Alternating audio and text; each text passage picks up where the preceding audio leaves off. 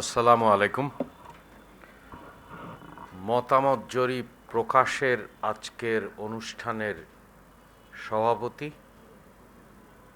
আজকে যে প্রতিষ্ঠানটি মতামত জরিপ আপনাদের সাথে জানালেন, এই প্রতিষ্ঠানের পরিচালক ডক্টর শামীম এবং মঞ্চে উপবিষ্ট আমাদের সহকর্মীবৃন্দ এবং উপস্থিত সুধীবৃন্দ, আমাকে একটি প্রশ্ন করা হয়েছে। তা আমি মনে করি যে দুটো পরাজয়ের গল্প বলা যায় এবং একটি জয়ের গল্প বলা যায়। পরাজয়ের গল্প হচ্ছে, প্রথম হচ্ছে যে আমরা লক্ষ্য করছি যে বাংলাদেশে এটা সাম্প্রতিক সময়ে ছিল না আগে, কিন্তু সাম্প্রতিক সময়ে মতামত জরিপ করা হচ্ছে। যদিও এখানে অনেকগুলো বিশ্ববিদ্যালয়ের অধ্যাপকবৃন্দ আছেন, কোনো বিশ্ববিদ্যালয়েই আপনার মতামত জরিপ পড়ানো হয় না। বিশেষ করে রাষ্ট্রবিজ্ঞানে সেফোলজি পড়ানো দরকার ছিল, তাহলে এই জরিপগুলো বিজ্ঞানসম্মত হতো। কিন্তু তারপরেও যেহেতু মানুষের মধ্যে আকাঙ্ক্ষা আছে, সেই আকাঙ্ক্ষার থেকে তারা জরিপগুলো দেখছেন, বুঝছেন এবং বিভিন্ন প্রকারের, যেমন কিছুক্ষণ আগে আমাদের সভাপতি বললেন, উত্ত্যক্ত মন্তব্য করছেন এবং মন খারাপ হচ্ছে, কারোর মন ভালো হয়ে যাচ্ছে। তো এইরকম একটা পরিবেশে আমি যা বলেছি যে দুটো পরাজয়ের গল্প আমরা এই ধরনের জরিপগুলো, এই জরিপ ছাড়াও অন্যান্য জরিপ নিশ্চিত করছে এবং একটা জয়ের গল্প নিশ্চিত করছে।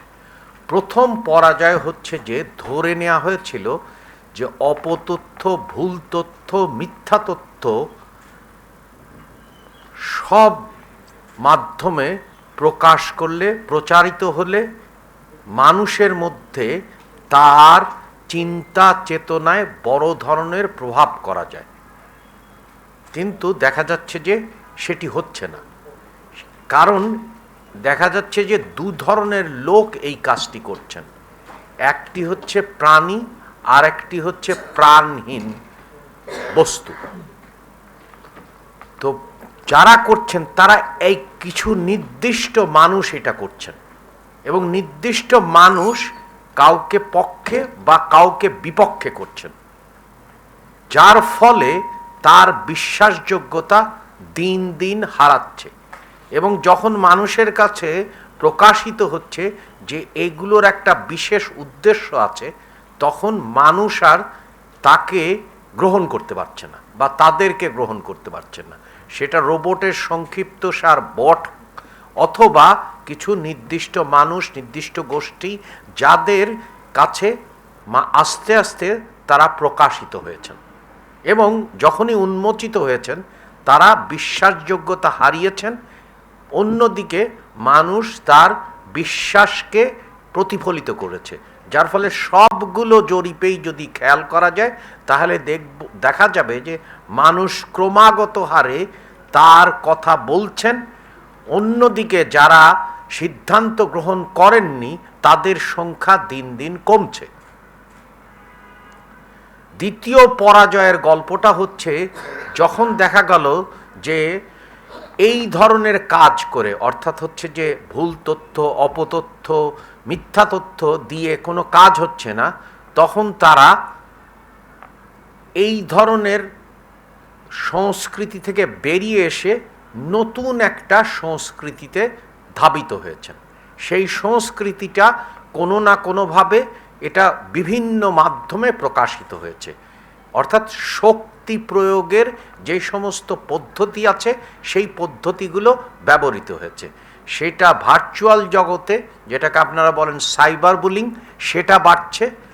অর্থাৎ হচ্ছে যে রাষ্ট্র তার যে ক্ষমতা, অর্থাৎ রাষ্ট্রের সংজ্ঞা অনুযায়ী তার হচ্ছে মনোপলি অফ ভায়োলেন্স, এইটা শক্ত না থাকার কারণে এই সুযোগ নিয়ে, অর্থাৎ হচ্ছে রাষ্ট্র, এবং সেটা কিন্তু আর একটা বিষয় যেটা পরে আপনার যে জয়ের গল্পে আমি বলবো, যে জনগণ বুঝছে যে এই ধরনের এর যে আপনার ব্যবস্থা, অর্থাৎ হচ্ছে যে অন্তর্বর্তীকালীন ব্যবস্থা বা যারা এর মধ্যে থেকে তারা এক ধরনের জনসম্মতি আবিষ্কার করার চেষ্টা করছিলেন, অর্থাৎ খোয়াব দেখছিলেন যে 5 বছর থাকা যায়, এখনও তারা দেখছেন, অর্থাৎ হচ্ছে যে নির্বাচনকে অনিশ্চয়তার মধ্যে ফেলে দেয়া, এই রকম একটা গোষ্ঠী তখন চাচ্ছে না যে রাষ্ট্র তার নিজস্ব ভূমিকায় আবির্ভূত হোক।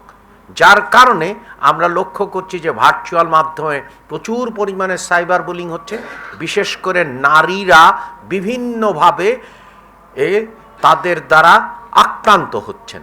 একই সাথে আমরা লক্ষ্য করছি এইটাকে, আমি যে কথা বলছিলাম যে রাষ্ট্রের মধ্যে অভ্যন্তরীণ কিছু শক্তির প্রশ্রয় এবং আপনার রাষ্ট্রের সক্ষমতার অভাবে, কারণ একটা ফ্যাসিবাদী ব্যবস্থা চালু ছিল এবং রাষ্ট্রের যে সক্ষমতা সেগুলো ক্ষয়প্রাপ্তি হয়েছে।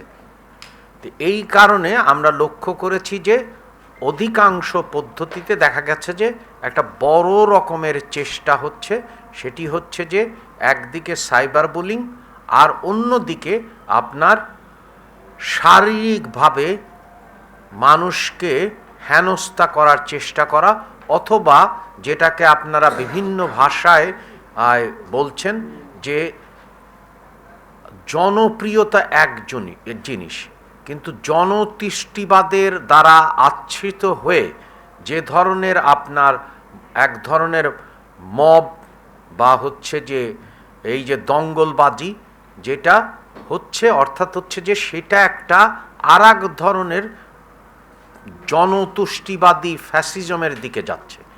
তো এই রকম যে চেষ্টা, এটাও কিন্তু যে জনমত জরিপগুলো হচ্ছে প্রত্যেকটাই বলছে যে তাদের প্রতি আর মানুষের বিশ্বাস নাই।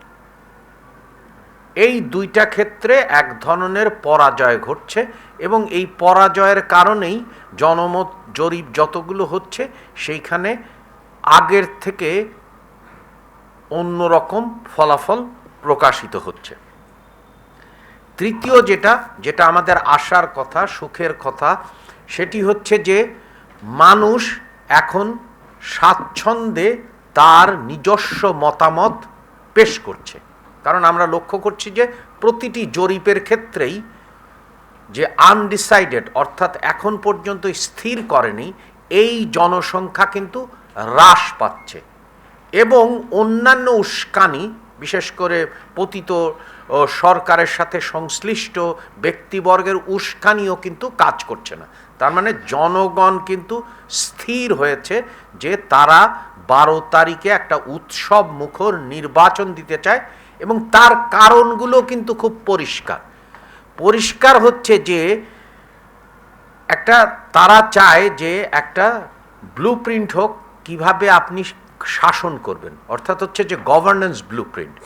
তারা কিন্তু আপ্তবাক্য চায় না, কারণ আপ্তবাক্য যদি আপনি বলেন তাহলে কিন্তু শুনতে ভালো লাগে এবং এটাতেও এই মতামত জরিপেও সেটা প্রতিফলিত হয়েছে এবং এটা সারা পৃথিবীরই মতামত জরিপে আপনার এক ধরনের এর যে মতামত জরিপের যে সমস্যা, এটা কিন্তু সারা পৃথিবীব্যাপী স্বীকৃত।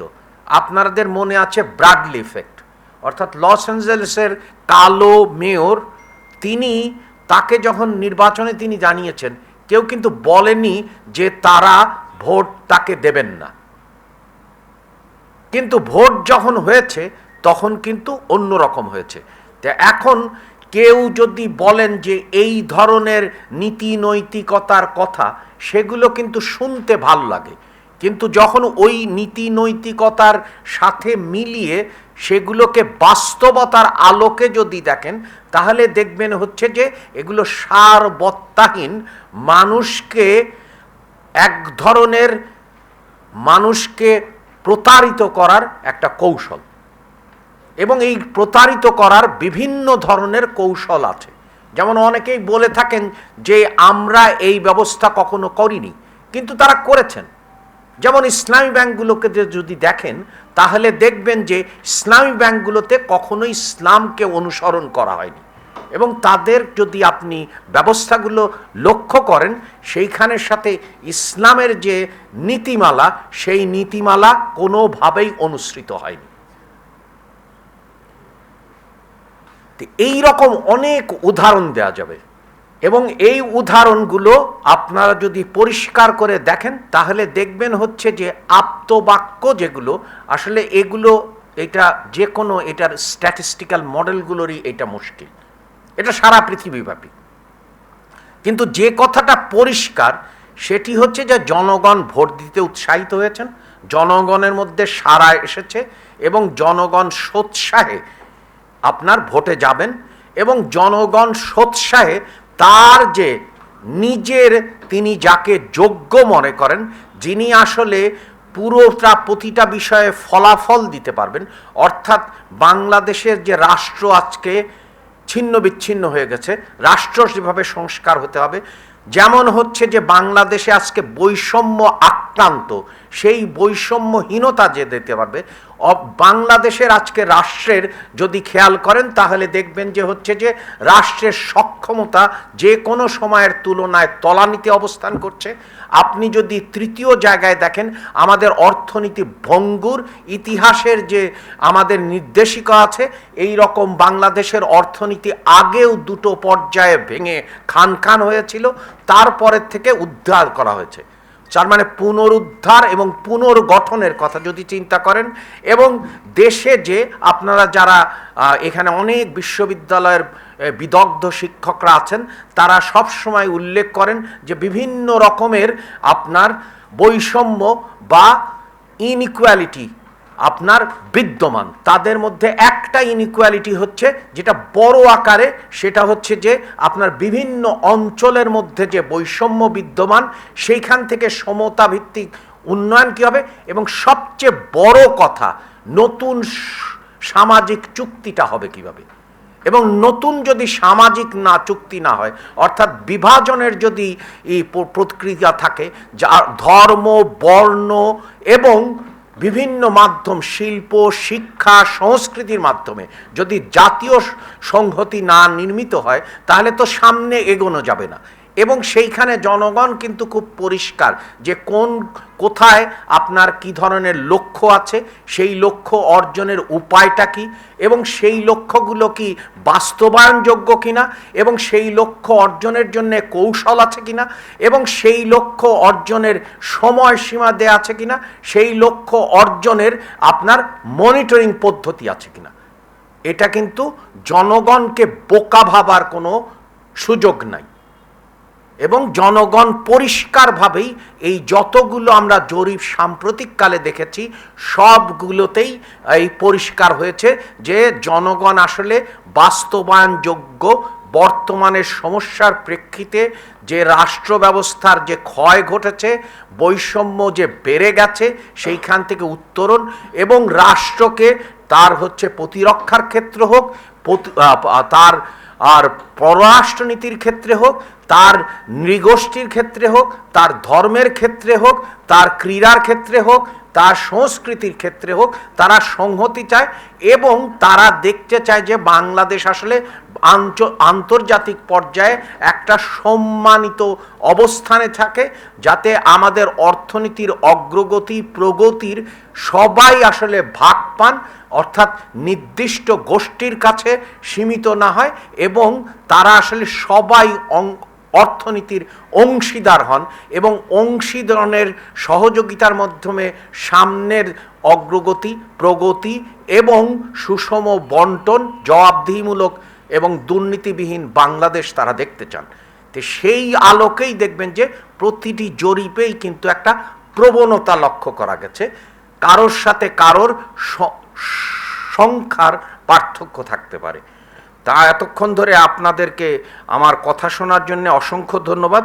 আমি আসলে আমার সহকর্মীদের কাছ থেকে ক্ষমা চাইছি যে আমাকে একটু যেতে হবে, এবং আমি বিশেষ করে আমাদের সুধীবৃন্দের কাছ থেকে ক্ষমা চেয়ে নিচ্ছি, আমাকে যেতে হবে। আপনাদেরকে অসংখ্য ধন্যবাদ।